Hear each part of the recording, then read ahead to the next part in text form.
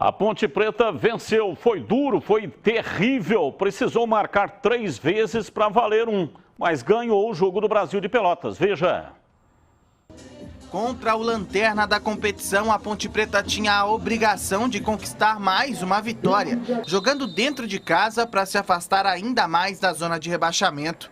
Mas o que o torcedor não imaginava é que os 3 pontos viriam do jeito mais complicado possível. Isso porque a Ponte precisou marcar 3 vezes para vencer pelo placar de 1-0. Mas antes dos gols, vamos ao comecinho da partida. Apita, a bola está rolando no Majestoso.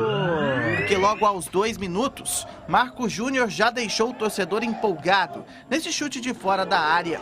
Um pouco mais tarde foi a vez de sair o primeiro dos 3 gols da partida. João Veras recebeu o cruzamento e cabeceou para o fundo do gol. Mas, após o VAR analisar o lance, o árbitro marcou o impedimento do meia na origem da jogada. O jogo seguiu 0-0 e a Ponte continuou pressionando. Moisés, em cobrança de falta, acertou a trave de Marcelo. Aos 40 minutos foi a vez de Lucas Cândido acertar o travessão após o rebote do goleirão. Pelo outro lado, Ivan quase entregou o primeiro gol aos visitantes. Mas essa foi a única chance do Brasil em toda a partida. Na segunda etapa, a Ponte voltou pressionando ainda mais e com 10 minutos de jogo já tinha perdido 2 grandes oportunidades. Destaque para essa defesaça de Marcelo após o chute de Cleiton. Teve a defesa do goleiro, do Marcelo. No chute do Cleilton, o Marcelo fez um milagre. A equipe de Pelotas também conseguiu chegar com perigo no início da segunda etapa. Mas quem colocou a bola para dentro novamente foi a Macaca. Fecinha aproveitou o domínio de João Veras e abriu o placar no Majestoso. Mas novamente o VAR entrou em ação e anulou o segundo gol da Ponte na partida. Mesmo com 2 gols anulados, a Ponte não baixava o ritmo.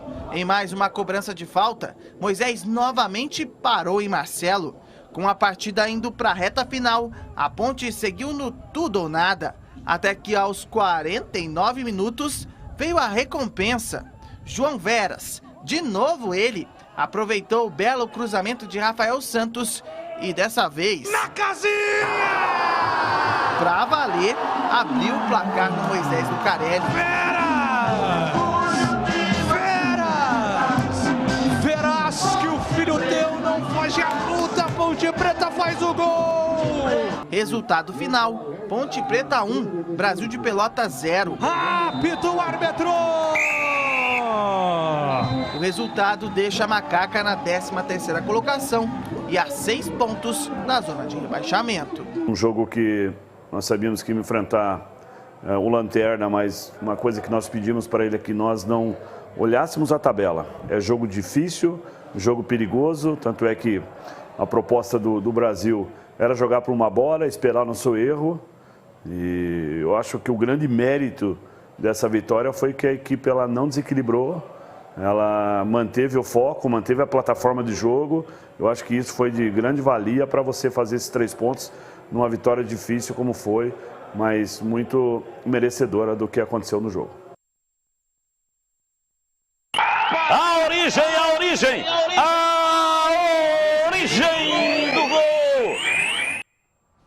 A origem do gol para todos os pontepretanos que vibraram da pele até o osso. A Ponte venceu e você vê aqui, só aqui na tela da Band, a origem do gol. Olha aí, já vamos comentando aí enquanto a gente rola com a origem. E aí, CH, achou o que da vitória da Macaca? Merecidíssima. 1-0 foi pouco pelo que produziu a Ponte. A Ponte amassou o Brasil de Pelotas. Primeiro e segundo tempo. Mais bola na trave, mais posse de bola, mais escanteios, mais bolas roubadas, mais chutes a gol, domínio territorial. Esse gol tinha que sair de qualquer jeito, porque não era possível que os deuses do futebol iam permitir que a Ponte não ganhasse o jogo, não é? Daqui a pouco a gente vai discutir os gols que foram anulados. 2, por sinal. Merecidíssimo. Ponte jogou bem de novo dentro de casa e mereceu o resultado. Simples assim. Vamos lá, Júlio Nascimento, você que narrou brilhantemente a vitória da Macaca, jogo de muita emoção, 3 gols narrados, mas um só valeu, esse aí, hein, Júlio?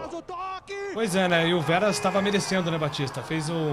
O Veras foi a surpresa na escalação, o Rodrigão foi vetado de última hora porque estava com sintomas gripais.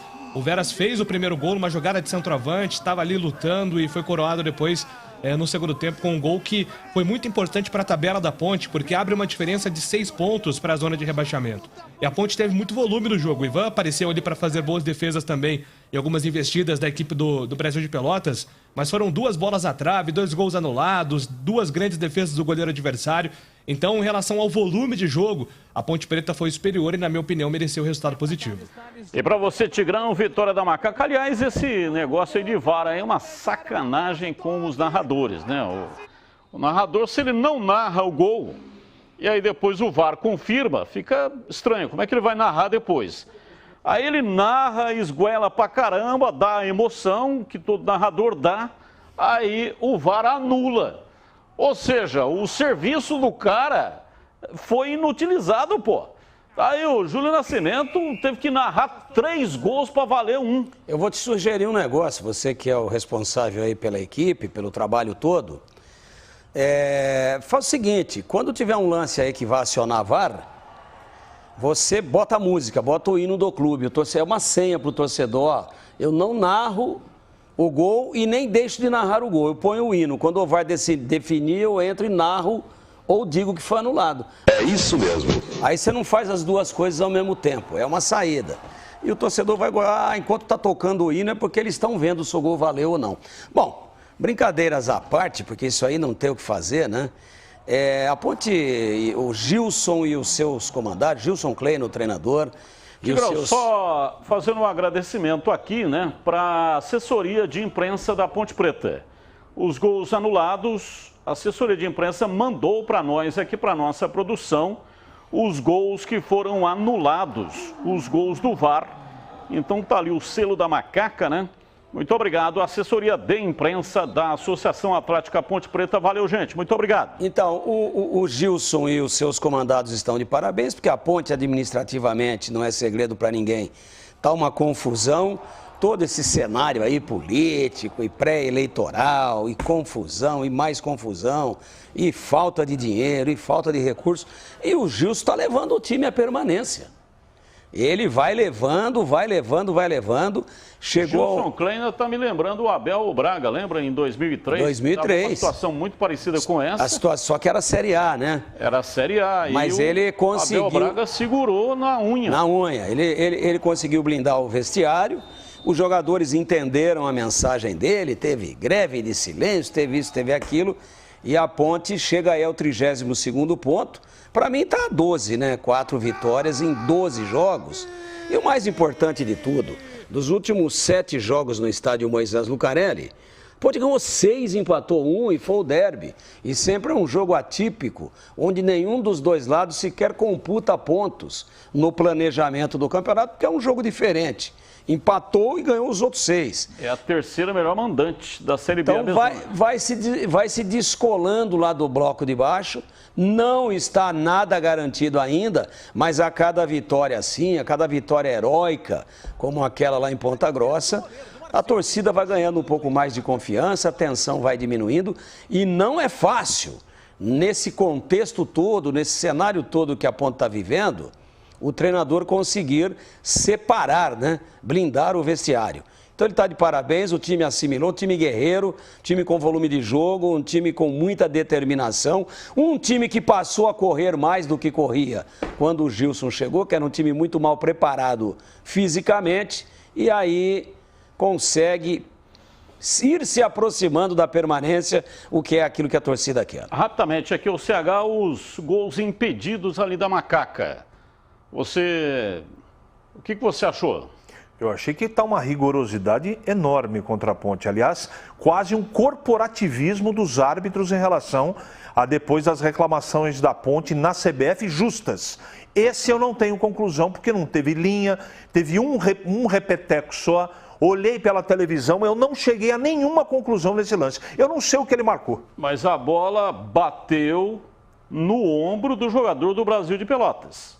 Ela não veio direto do jogador da Ponte para o jogador da Ponte. Acho que bateu no braço do cara, hein? Bateu aqui no ombro, na omoplata, entendeu? Aí a bola volta. A hora que ela chega no Fecim? A hora que ela chega no Fecim. Não tira o impedimento? Tira. Tira. Mesmo não tendo a intenção. Olha, eu posso te dizer, esse negócio de VAR, ele é uma vergonha.